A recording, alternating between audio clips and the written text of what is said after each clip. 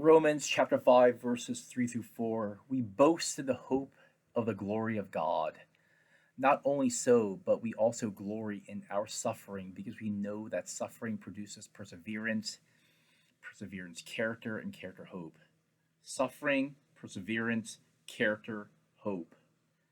Why does suffering result in hope? Why does suffering produce hope? It seems counterintuitive. Real suffering, it seems to me, ought to lead to despair, the feeling and belief that all is lost. I want to imagine a campfire.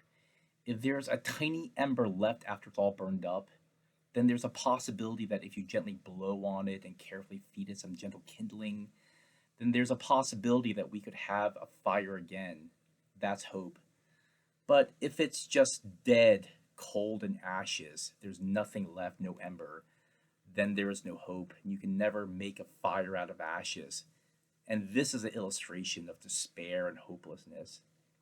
In our natural state, without Christ, we are hopeless. Nothing you do will make a difference.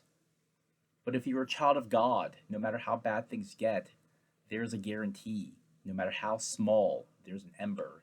And God can use this tiny little ember, no matter to create a fire. But the hope that Paul speaks of is not a generic hope. It's not the belief that things will get better, that I'm going to get the things I want out of life. Verse 2 says, we boast in the hope of the glory of God. This is a particular and specific hope in something particular, a very specific hope, which is the glory of God. Suffering changes you. We put so much energy in wanting things in this world. The things we want and love are taken away from us because nothing in this world lasts. Or we get the things we want, then the things we crave and we find out are actually disappointing to us. The world offers us false promises and lies, and we give our lives over to the lies of this world. And then when we finally figure it out, we suffer. But that kind of suffering can shake us. It can wake us up. And when it happens, we realize how false the world is.